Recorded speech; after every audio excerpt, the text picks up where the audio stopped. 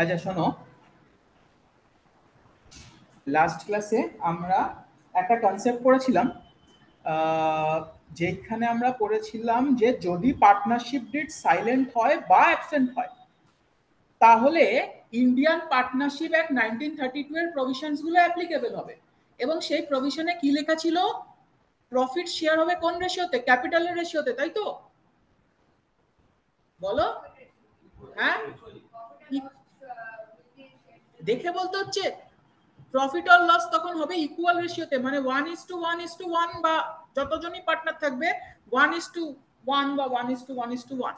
আচ্ছা, পার্টনাররা আইওসি চাইলে, স্যালারি চাইলে, কমিশন চাইলে কি দেব?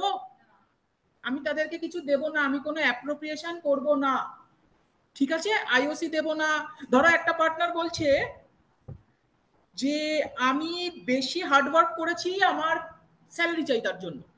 পার্টনারশিপ ডিড নেই, পার্টনারদের মধ্যে কোনো এগ্রিমেন্ট নেই, তাহলে কি আমি বেশি স্যালারি দেব? দ্য আনসার ইজ নো, আমি দেব না, ঠিক আছে? বা ধরো কমিশন চাইছে, দেব দেব না। ইন্টারেস্ট অন ড্রয়িংস চার্জ করব করব না। এছাড়াও লোনের ব্যাপারে কি বলেছিলাম? ইন্টারেস্ট অন লোনের ব্যাপারে, interest on loan by partner যদি হয় তাহলে 6% পার অ্যানাম। আচ্ছা, interest on loan by partner মানে ঋষিকল্প কে লোন দিয়েছে? পার্টনার লোন দিয়েছে না নিয়েছে? হ্যাঁ, পার্টনার দিয়েছে। Loan by partner, loan by partner,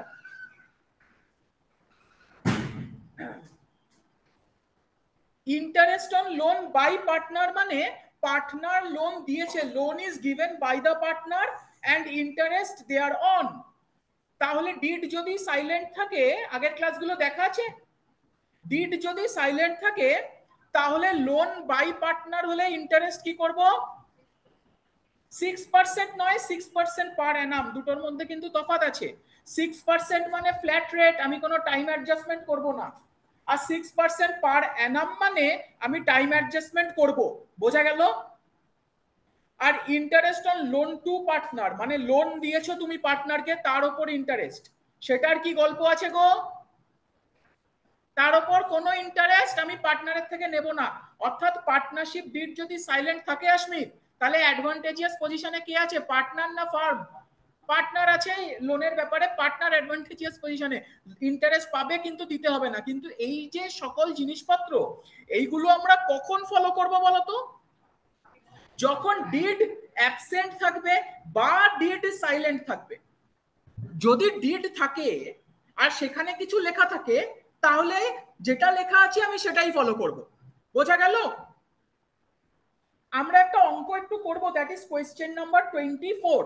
আচ্ছা, তোমরা এই প্রভিশন গুলো যে এখন শিখে গেলে, এখন কোন অঙ্কে যদি বলে দেয় যে ডিড সাইলেন্ট আছে, আমরা কিন্তু এই প্রভিশন গুলো অ্যাপ্লাই করব। আমাকে বলতে পারবে এই প্রভিশন গুলো কোথায় লেখা আছে? ইন্ডিয়ান পার্টনারশিপ অ্যাক্ট 1932 তে লেখা আছে। বোঝা গেল? দেখছো, কোয়েশ্চেন নাম্বার 24।